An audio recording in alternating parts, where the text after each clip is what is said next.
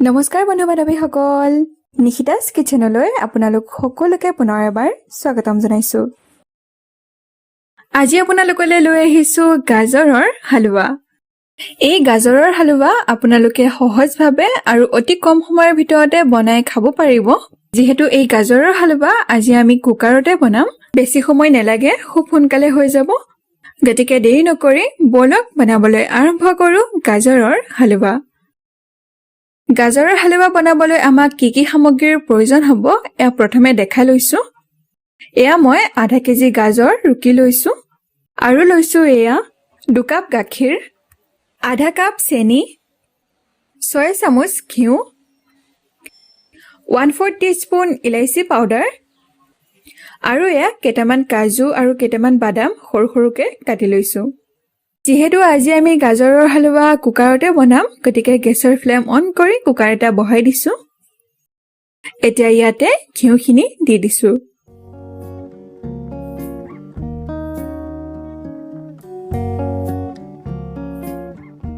ঘিউখিনি গৰম হৈ এয়া পিঘলি গৈছে। এতিয়া ইয়াতে ৰুকি লোৱা গাজৰখিনি দি দিছো।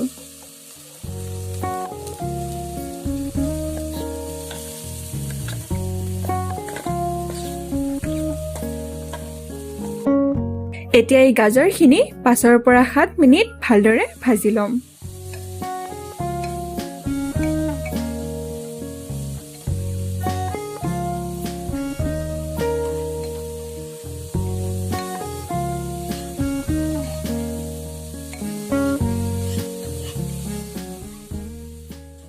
এইখিনি এনেকে লৰাই লৰাই ভাজি থাকিব যাতে কুকাৰত লাগি নধৰে।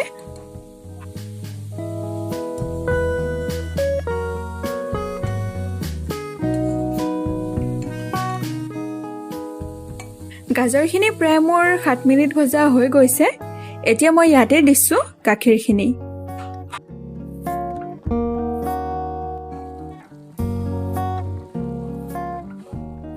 গাখীৰখিনি দি ভালদৰে এবাৰ মিহলাই দিছো।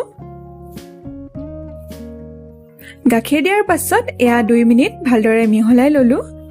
এতিয়া কুকাৰৰ ঢাকনিখন বন্ধ কৰি দিছো আৰু 2টা চিটি অহালৈকে এইখিনি সিজাই লম।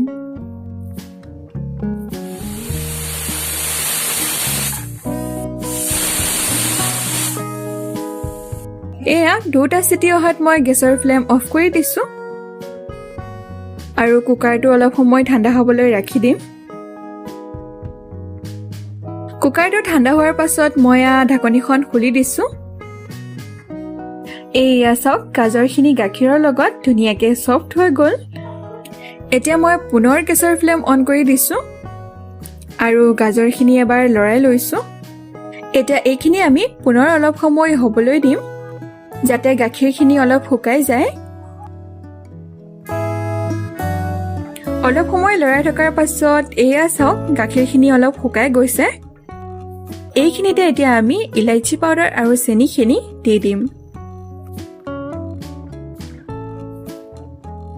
এয়া মই ইলাইচি পাউডাৰ আৰু চেনিখিনি দি ভালদৰে এবাৰ মিহলাই দিছো।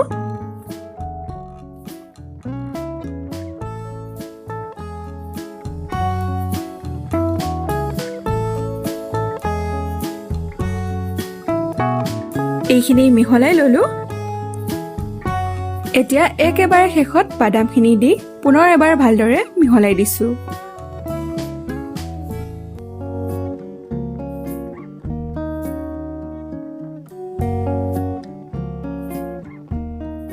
এয়া আমাৰ গাজৰৰ হালৱা তৈয়াৰ।